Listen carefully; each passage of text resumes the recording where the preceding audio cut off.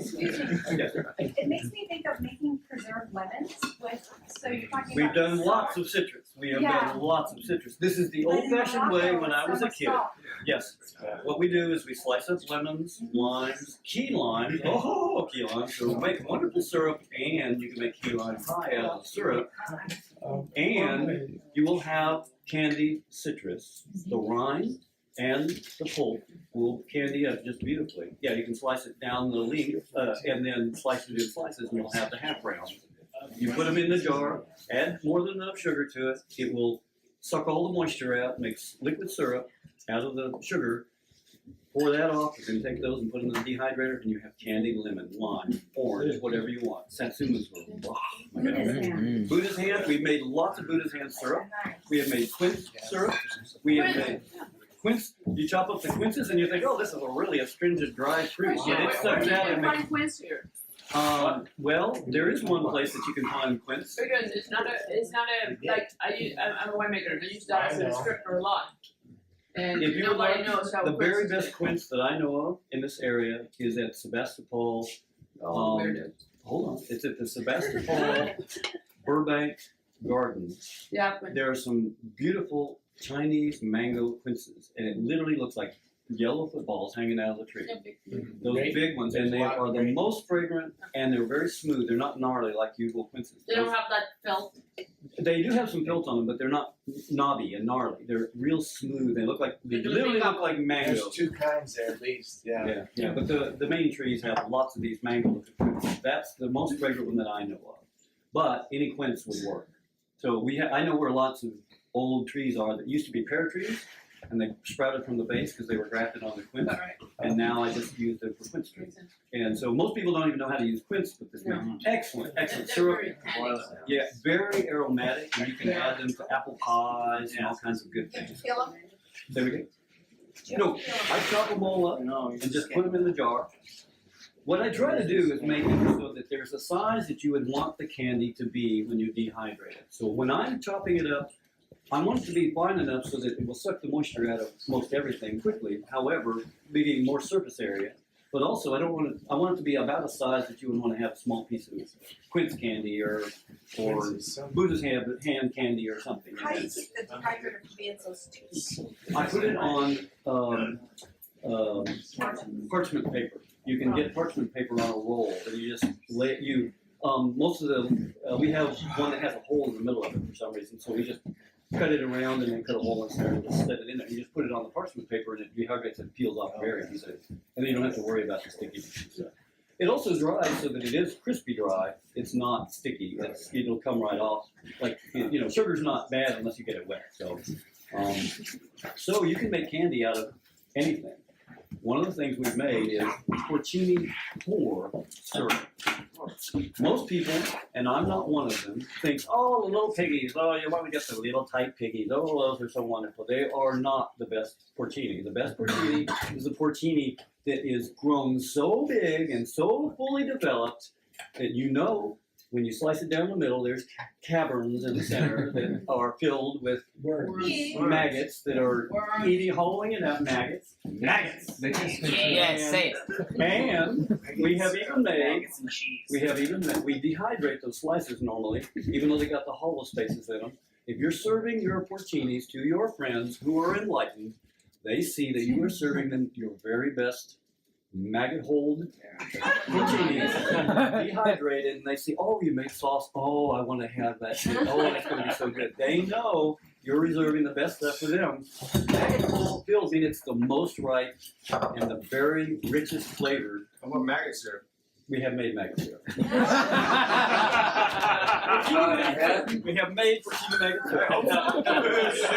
syrup. We do to make concentrated porcini maggot syrup. You put them into the dehydrator. You put them in the dehydrator in the slices, and immediately they start coming out, and they run through the thing and fall to the bottom layer. And you just scoop them out. They're still wet, and you make syrup out of them.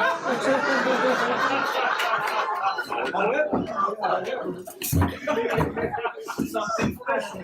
You have to use baker's sugar instead because it's much finer grind. So anytime it's fine. Specifically for the maggots, baking sugar? Huh? Specifically for the maggots, use baking sugar? Specifically for several things. You have four basic things that you're using: roots, fruits, leaves, and flowers. So leaves and flowers are special because they don't have as much moisture and juice in them as fruits and roots do. So on those two, you want to take powdered sugar, coat the leaves in a bowl and just shake them all up, and then put them in the container so they're completely coated. It's even better if they have dew on them because that kickstarts the process. Now, maggots have lots of juice inside of them. You don't let them dehydrate so that they die or anything. They're still wiggling good. You pour them right in the jar, and then you add powdered sugar. And this is not just plain powdered sugar. This is powdered sugar that chefs use. Bakers know you use this because it has no cornstarch in it. So it does not cake because it's in a wax carton. As soon as you open it, it can absorb moisture out of the air, especially if it's in a plain old sack. So powdered sugar that has cornstarch in there, that's to keep it from caking. This does not have cornstarch in it, so you want to use it up relatively quickly because oftentimes it'll turn into a big cake. You might be able to break it again, but the longer it cakes, the more dense it is, and then you're just out of luck. This is just fine ground sugar. This is extra fine powdered sugar. It's really powdery, and it completely coats all kinds of surfaces that the granular does not coat as well. So this is good for flowers and leaves, petals and leaves. How many of you know what the, what's the name of that? Pijoa. You know Pijoa, what's the guava, the temperate guava. Strawberry guava, pineapple guava, hangs from the tree with green fruit, and it smells, it tastes like buddleia flowers smell. Everyone know buddleia flowers smell like?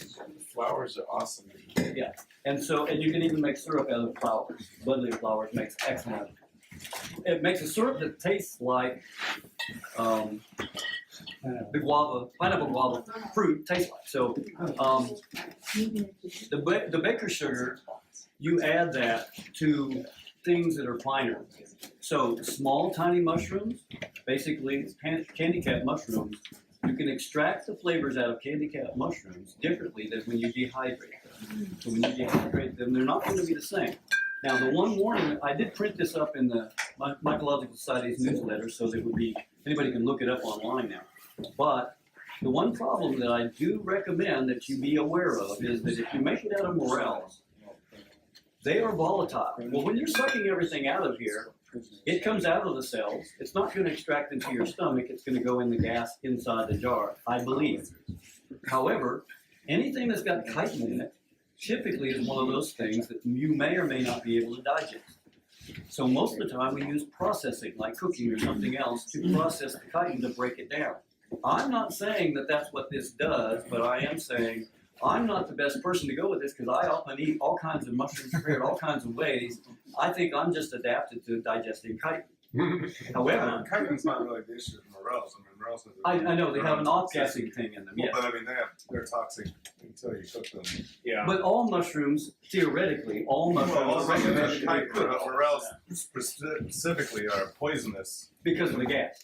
because of whatever it is in them. Yeah. We don't know what it is. Some people, I got sick one time on morels. Yeah, you don't cook them. I cooked it, but maybe not enough. But I did get sick. Yeah, so I mean, beyond just the chitin, I think morels is particular. however, I think on morels, I'm not saying, when you candy these things, you're not going to eat like a ton of candy because it's just like, ugh. But it is a candied morel. You can add candy it, and you can even, the cool thing with this is you take the morel syrup or the porcini pour syrup or whatever mushroom syrup you're making or whatever syrup you're making, you can take all the syrups you want and recombine them and to make a special syrup that's flavored with all kinds of different things that, oh, this might be good with it and that might. It opens up a whole realm of things, and then you take that syrup and you ferment it into wine. Yeah. Once you ferment it into that, the sugar is gone, or most of it is gone. Now it's converted into alcohol. The alcohol may not be good for you either, but you're not getting a lot of sugar into it. So, from the alcohol, if you don't want to have the unhealthiness of the alcohol, or maybe you do, you can drink it at any stage. You can then convert the alcohol into vinegar and still use it in your products and the vinegar will be flavored with whatever mushroom or other product that you put into the original syrup. Does that make sense to everybody? I'm telling you that I invented this process because when I look it up online, there's no information out there. Was this going to be toxic or not? I don't know. So I'm telling people, beware. When you make stuff out of this, I don't think there's any. I made avocado syrup. I made cheddar cheese syrup. It tastes just like butter. Everybody, oh, butter. Oh my God, butter syrup. Oh, umami stuff combined with the sugar. It's like, oh my God. There's like bacon syrup. Just put the bacon, cook the bacon. Don't get all the moisture out of it. But simmer the bacon until half of it oils out, and put it in sugar, and you got bacon syrup. You can, yes. Sorry, I missed the first part of the talk. How do you get the ratio of sugar right? The sugar, the sugar is Just a lot? the sugar. Yeah, basically use a lot. Okay. You can't use too much sugar, but Just use a lot. you use enough sugar, approximately 50-50. It's a guesstimate, but usually a little more sugar to make sure that everything is sucked out of the juice of the fruit. And I didn't know that there was so much liquid in carrots until I made carrot syrup, and then it's like, oh my God, it's got more juice in it than anything hardly. And so it just sucks everything out. So almost always, I don't have any sugar left in the bottom because it just converts everything into carrots. I guess it also sucks well out of the carrot root because it becomes, you dehydrate those and they're hard as, they're gravel. That's why you can, we killed 2 coffee grinders just like that. So And if you do end up with sugar at the bottom, you just pour the syrup on. if you got sugar left, you pour the syrup off. You got the sugar left. You pour it into a muffin tin that has a paper thing in it. Put the single muffin tin, which you can get them individually. Put in the dehydrator. It dehydrates. Now you have a cake of dehydrated sugar. Now you can take it out of the paper, put it into the coffee grinder, or smash it up, put it in the coffee grinder, powder it up again. You can have powdered sugar again. That's already flavored, and you can intensify the flavor by reusing it. Does that make sense? Yeah. How many of you missed the first part of what we were saying? So anyway.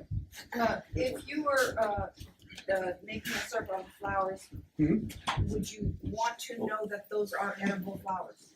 Yes, you would. now, this is There are applications for flavors. everything you make a syrup out of. You would want to assume that probably it's edible. However, I believe. I don't know how many. I do not know how many feijoa guava flowers you can eat. But how many of you in here have tasted the petals of feijoa flowers? They taste like bubble gum. They taste like artificially They taste like. insane, They taste literally like bubble gum. like bubble gum. You put them in, but you can put a whole jar of them. I made syrup out of them with powdered sugar, and it works very well. So it will suck the moisture out. You will have liquid bubblegum flavored syrup from the guava flower. When I say these bubblegum flavors, these are the essences that are in a natural organism. They are not synthetically made in the chemistry or in laboratory or anything. So these are things that you personally can make with just your creativity or what. I just wandered through Trader Joe's. I was going, oh, let me try cheddar cheese. It's got a lot. In fact, I asked the guy at the cheese store, I said, what's the wettest cheese you got? The one that has the most moisture. So he said, oh, how about cheddar and Roquefort? Well, or blue cheese. We put blue cheese Roquefort in a jar, added sugar to it, and did the same with cheddar. I figured, it's going to be more flavorful probably with the Roquefort. I don't know. But I served to everyone in the class one day. I just served out the cheddar cheese, and oh my God, butter syrup! Oh, this is so good. It was all dairy, and the butter went right into the syrup, and it was like butter syrup, literally butter syrup. Did you make wine out of the cheese? I have like racks and racks of different kinds of syrup, and that's the next thing is to start making wine. But I actually got It is. But most of these are yes. You use sugar, but can you use honey? Yes, that's the other thing. So if you have honey, the honey is already wet. It hasn't been completely turned into honey sugar.